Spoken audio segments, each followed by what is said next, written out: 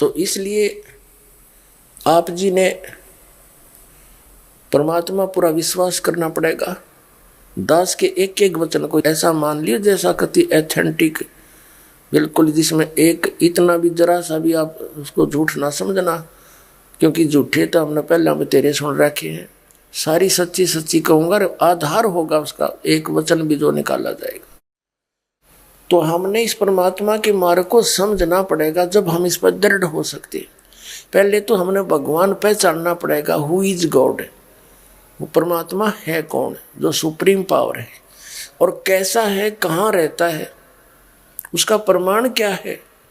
अभी तक जितने भी संत पंथ या ऋषि महर्षि आचार्य शंकराचार्य और ये नकली कबीर पंथी गुरु या जैसे भी हैं, कि किसी ने भी कख नहीं बता जातम मार्ग का।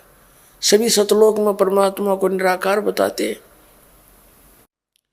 कि परमात्मा निराकार है, वहाँ प्रकाश ही प्रकाश है, चेतन ही चेतन है, भगवान वहाँ है नहीं। फिर हम क्या करेंगे जब परमात्मा वहाँ निराकार है? कोई बात हुई, कोई इंटरेस्ट बनेगा?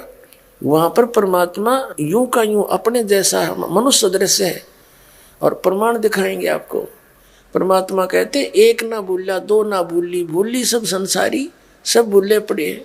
ईसाइयों से पूछकर देखना आप कि परमात्मा कैसा है। वो कहते हैं गॉड इज फॉर्मलेस, परमात्मा निराकार है। और पवित्र बाइबल में लिखा है कि परमात्मा मनुष्य सदृश है, मनुष्य जैसा है।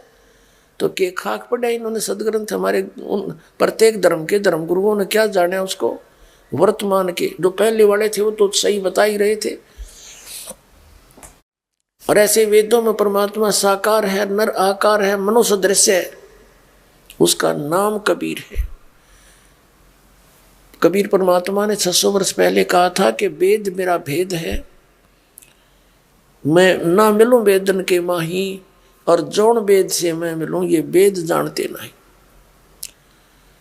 कबीर परमात्मा ने कहा था कि ये चारों वेद मेरा ही गुणगान करते हैं, लेकिन इन वेदों में, चारों वेदों में, ऋग्वेद, यजुर्वेद, सामवेद और अथर्ववेद में, इनमें मेरे पाने की विधि नहीं है।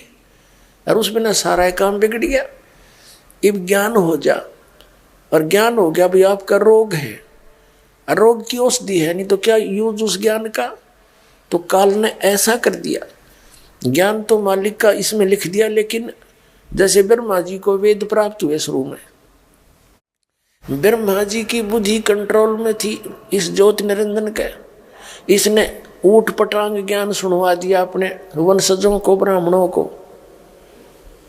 परमात्मा निराकार है, वो दर्शन नहीं देता, उसका कोई आकार नहीं है, वो गुप्त रहता है।